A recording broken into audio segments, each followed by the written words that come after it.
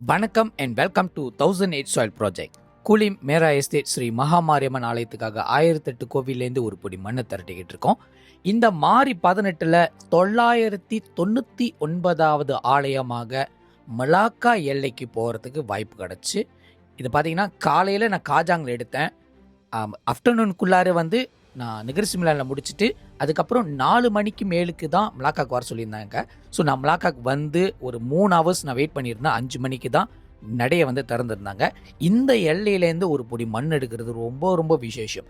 கடந்த எபிசோடில் பார்த்தீங்கன்னா மூர்த்தி தம்பியும் கேசவன் ஐயாவும் 2 பேரும் இணைஞ்சு தான் வந்து மலாக்காவில் இருக்கிற எல்லா ஆலயத்தையும் எடுத்து கொடுத்துருந்தாங்க.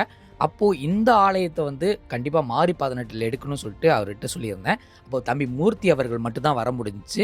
இந்த வேலையில் அவருக்கும் அவர் ஃபேமிலிக்கும் நன்றிகளை தெரிவிச்சுக்கிறேன். இந்த ஆலயத்தோட பெயர் ஸ்ரீ முத்துமாரியம்மன் கோவில் காகா பேராங் மலாக்கா. இந்த மலாக்கா செட்டி கம்பவுண்ட் சொல்லுவாங்க, அதாவது செட்டி வில்லேஜ்னு சொல்லுவாங்க. அங்கே கெசட் பண்ண இடத்துல இந்த மகாமாரியம்மன் 100 வருஷத்துக்கு மேற்பட்டவங்க. ஸோ அவங்களோட வரலாறு கல்வெட்டில் எழுதியிருக்காங்க. இந்த அம்பாளுக்கு வந்து இன்னொரு பெயர் இருக்கு, அது ரொம்ப அழகாக வச்சுருக்காங்க. காரணம் இங்கே எல்லையில் இருக்கிறவங்க இந்த அம்பாளை வந்து அப்படி வச்சு கூப்பிட்டா மட்டும்தான் இவங்களோட கோவில் எங்கே இருக்குன்னு தெரியும். அவங்களோட பெயர் டத்தோ சாச்சார், அதாவது அம்மைக்கு ஒரு உரிய தாய். இங்கே இருக்கிற எல்லையில் அம்மை போட்டுருந்துச்சுன்னா கண்டிப்பாக இந்த அம்பாளுக்கிட்ட வந்து நேந்திக்கிட்டா வேண்டிக்கிட்டா கண்டிப்பாக அது தீரும்னு சொல்லி அந்த காலத்திலே எழுதப்பட்டது. இது பாபா ஞான காலத்திலேருந்து முன்னாடி இருக்குது, முன்னாடி வந்த சைனீஸ் காலத்துலேயும் இருக்குது, முன்னாடி வந்த போர்ச்சுகீஸ் காலத்துலேயும் இருந்திருக்கு. அப்போது அந்த அளவுக்கு விசேஷமான இந்த ஒரு ஆலயத்தில் அவ்வளோ வரலாறுகள் பதிஞ்சிருக்கு. எனக்கு என்னமோ மாரி 18 வந்து குறிப்பாக எல்லா ஆலயத்தையும் அம்பாள் தேர்ந்தெடுக்கும் போது அந்தந்த எல்லையில் இருக்கிற ரகசியங்களோ முன்னால் இருக்கிற புராணங்களையும் இந்தந்த எல்லையிலேருந்து எடுக்கலாம் அப்படின்னு சொல்கிற ஒரு குறியாதான் இருக்குது. காரணம் நம்ம எதுவுமே சூஸ் பண்ணல, அந்தந்த எல்லையில் அந்த கோவிலே வந்து தேர்ந்தெடுக்கப்படுறது வந்து அம்பாள் மூலியமாக தான். இங்கே இன்னொரு சிறப்பான விஷயம் என்னென்னு பார்த்தோமா, இங்கே டூரிஸ்ட் வந்துட்டு போகிறவாசி கோயில் வந்து எல்லா நேரமும் திறக்க கிடையாது. ஆனால் இங்கே இருக்கிற நிர்வாகம் என்ன முடிவு பண்ணியிருக்காங்கன்னா, அந்த திரையை மூடிடுவாங்க. அதாவது முன்னுக்கு இருக்கிற பெரிய கேட் வந்து ஷட்டரில் செஞ்சுருக்காங்க. அங்கேருந்து அம்பாளை வந்து நேராகவே பார்க்க முடியும். அம்பாளோட திரை காப்பு வந்து மூடி இருக்க மாட்டாங்க. அது எப்போதும் திறந்துருக்கும். நைட்டு 9 மணி வரைக்கும், காலையில் திறந்தது நைட்டு 9 மணி வரைக்கும் அந்த திரைக்காப்பு வந்து திறந்துருக்கும். ஆனால் கதவு மட்டும் காலையில் 9 மணிக்கு தொடங்கினாங்கன்னா 12 மணிக்கு அடைச்சிட்டு அதுக்கப்புறம் 5 மணிக்கு தான் திறப்பாங்க. ஸோ ஏர்லியாக ஒரு 3 மணிக்கு 2 மணிக்கு வந்தால் இப்படி அம்பாளை பார்க்காம போகிறோன்னு சொல்லிட்டு கவலையே பட வேணாம், அந்த திரையிலேருந்து கூட பார்க்கலாம். அம்பாளுக்கு உண்டான வரலாறு, அம்பாளுக்கு உண்டான பழைய கிணறு, அம்பாளுக்கு உண்டான பழைய ஸ்தல விருட்ச மரம், இது எல்லாமே வந்து அழகாக கெசட் பண்ணி அழகாக வச்சுருக்காங்க.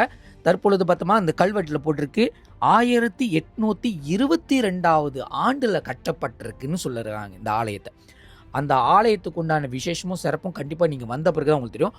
ஒரு கோவிலுக்குள்ள ஒரு பெரிய கட்டடம், அதாவது கோவில் பார்த்தீங்கன்னா அங்கேயே வந்து அவங்களோட கோபுரம்லாம் இருக்குது. ஆனால் அதுக்கு மேலே ஒரு கட்டடம் போட்டு அந்த கோயில் வந்து கட்டடக்குள்ளே அமைச்சிருக்காங்க. ஸோ இது பார்க்க ரொம்ப விசேஷமாக இருந்துச்சு. அம்பாளோட உற்சவ மூர்த்தி பார்க்குறதுக்கு ரொம்ப அழகாக இருந்துச்சு. அம்பாளுக்கு வந்து தனிப்பட்ட முறையில் தேரும் வச்சுருக்காங்களாம், அதுக்கும் உண்டான வேலைகளும் செஞ்சுக்கிட்டு இருக்காங்க. பிறகு அம்பாள் இந்த ஆலயத்தோட சேர்த்து பேச்சாய் அம்மனோட வழிபாடும் இருக்குது.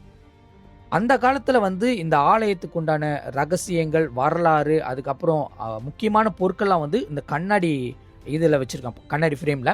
அந்த காலத்தில் யூஸ் பண்ண அருவாள், மணி, இந்த குடம் எல்லாமே வச்சுருக்காங்க. இதுதான் அழகு, இதுதான் பாரம்பரியமாக கொண்டு வர ஒரு விஷயம். சில கோயிலை பார்த்தோமா மண்ணுக்குள்ளே போட்டு புதைச்சிருவாங்க, காரணம் அதுக்கு வேல்யூ இல்லைன்னு நினைக்கிறாங்க. ஆனால் அந்தமாரி போய் சில கைக்கு போகும்போது அது ஒரு பெரிய ட்ரெஷராகவே போகிறது. ஸோ நம்ம அம்பாளுக்கு கிடைக்க வேண்டிய எல்லா சலுகையும், நம்ம கோவிலுக்கிட்ட இருக்கிற எல்லா சலுகையும் விஷயம் எல்லாமே வந்து அதுக்கு வரலாறு இருக்குது, அதுக்கு வயசு இருக்குது, அதுக்கு ரகசியமும் இருக்குது. இந்த அம்பாளோட சித்தம், அம்பாளோட ரகசியம் சொல்கிற விஷயங்கள்லாம் வந்து முன்னால் உள்ள குருக்கள்கிட்ட நீங்கள் கேட்டிங்கன்னா உங்களுக்கு தெரியும். அவங்க நிறைய விஷயம் சொல்லுவாங்க, எல்லாத்துலேயும் ஒவ்வொரு ரகசியம் அமைஞ்சிருக்கும். ஆனால் இது வந்து அழகாக பராமரிக்கிற கோவில் நிர்வாகத்துக்கு மட்டும்தான் இது கரெக்டாக பாதுகாக்கணும் தெரியும். பொதுவாக செட்டி கோயிலில் இதை அழகாக பாதுகாக்கிறாங்க, பெரிய பெரிய ஆலயங்களை பாதுகாக்கிறாங்க. இந்த சிறிய ஆலயங்கள்லாம் இந்த அம்பாலாம் பழைய வயசு, பழைய காலம் சொல்லுவாங்க, ஆனால் வயசு தெரியாது. பொருட்கள் இருந்துச்சுன்னா அந்த பொருட்கள் வச்சு அந்த பொருட்களோட வயசு தெரிஞ்சுன்னா அந்த கோவிலோட வயசு இன்னொரு 60 80 கூட்டுவாங்க. ஸோ இதெல்லாம் நம்மளுக்கு தெரியாமல் போயிடுச்சு. இந்த கோயில் சுற்றியே வந்து பழங்காலத்தில் ஒரு சைனீஸ் ஷாப் பார்த்தீங்கன்னா சைனீஸ் கடைக்கு சாப்பாடு கடைக்கு போனீங்கன்னா அந்த மோசைக் அப்படிலாம் இருக்கும்ல, அதேமாரி பேட்டர்ன்ஸில் இருக்கும். ஆனால் பார்த்தீங்கன்னா ஒரு கட்டடத்துக்குள்ளே ஒரு கோவில் இருக்குது. கோவில் நிர்வாகம் நிறைய விஷயம் நம்மகிட்ட ஷேர் பண்ணாங்க. அவங்களுக்கு நன்றி தெரிவிச்சுக்கிறேன். உங்களை அடுத்த எபிசோடில் சந்திக்கிறேன். நான் Chandranath Dronacharya. See you soon. Bye.